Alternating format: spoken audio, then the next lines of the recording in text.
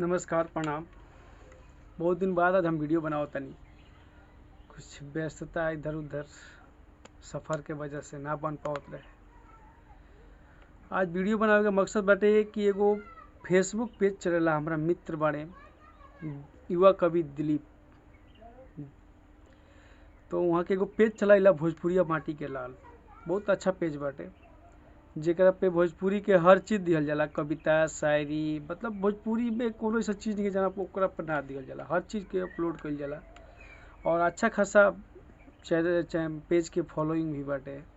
आप सब भी भोजपुरिया माटी के लाल के चैनल के सब्सक्राइब फॉलो करी और ढेर सारा आशीर्वाद प्यार दी। मकसद वीडियो के ही रहे हमरा कि अभी कुछ दिन पहले, अभी 2-4 दिन पहले, तारीख तो हमरा याद नहीं है, 2-4 दिन पहले अजीत हलचल भोजपुरी के एगो कलाकार बारे नारदी विथा के उनकर मम्मी के पुण्यतिथि पे प्रोग्राम रहे, तो ओकरा में बहुत सारा कलाकार जुटा रहन।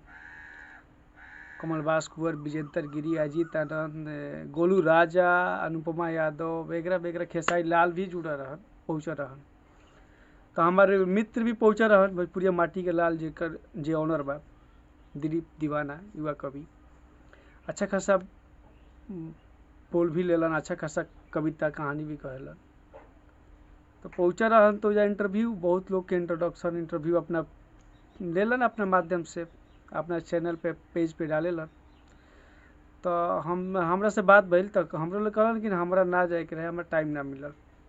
तो बहुत सारा लोग के जब इंट्रोडक्शन इंटरव्यू भइल तो उनकर इच्छा रहे कि जब पहुँचल बनी तो गोलू राजा बाड़न, अनुपमा यादव, तो इ लोग के भी इंटरव्यू होके हमरा चैनल के माध्यम से, पेज के माध्यम से। तो इ लोग से बात कैलन, तो इ लोग थोड़ा सा हमारा से बतावत रहन कि थोड़ा सा लोग एटीट्यूड घमंड में, टाइम नहीं है, मैं ये सब नहीं करता। गोलू राजा, ये गलत बात बा, ऐसे ना करे के चाहिए। भोजपुरी कलाकार बड़ा और भोजपुरी से जुड़ल एगो तार पेज पे वो इच्छा रहे हो इंसान के कि मान ला बहुत लोग के इंटरव्यू ले बड़ा इंट्रोडक्शन भोजपुरिया माटी के लाल फेसबुक पेज पर जाए तो आज बहुत सारा लोग के मिली। तो इनकर इच्छा रहे कि गोलू राजा, अनुपमा यादव के भी हम एक बार इंटरव्यू इंट्रोडक्शन अपना पेज के माध्यम से सबके दिखाई। लेकिन ये लोग थोड़ा सा अजीब टाइप के पेश आयल भाई दिलीप दीवाना के साथ। तो हम ये कहल चाहता नहीं कि ऐसे ना होके चाहिए। भोजपुरी बोलेला वो भोजपुरी खातिर पेज बाटे, भोजपुरी ही छोड़ल जाला, जानल जाला ओकरा से। तो तारा ऐसे ना करे के चाहत रहे, बहुत गलत बात बा। गोलू राजा, अनुपमा यादव भोजपुरी के अच्छा खासा कलाकार बड़ा लोग, और एगो भोजपुरी बोले वाला, जाने वाला, भोजपुरी के आगे ले जाए वाला, भोजपुरी में हर चीज़ कहे वाला, सुने वाला इंसान के तो लोग ऐसे बर्ताव के लोग अच्छा बात नहीं है।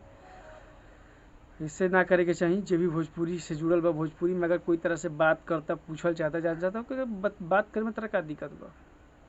आप सब जाई भोजपुरिया माटी के लाल फेसबुक पेज पे फॉलो करी और ढेर सारा भाई दिलीप दीवाना के आशीर्वाद प्यार दी। और हम गोलू राजा, अनुपमा यादव से हम कैसे ना करे के चाहिए, भोजपुरी बोले लगा वाला तो ऐसे ना करे के चाहिए। बाकी तब तक के नमस्कार, फॉलो करी भोजपुरिया माटी के लाल। जय हिंद।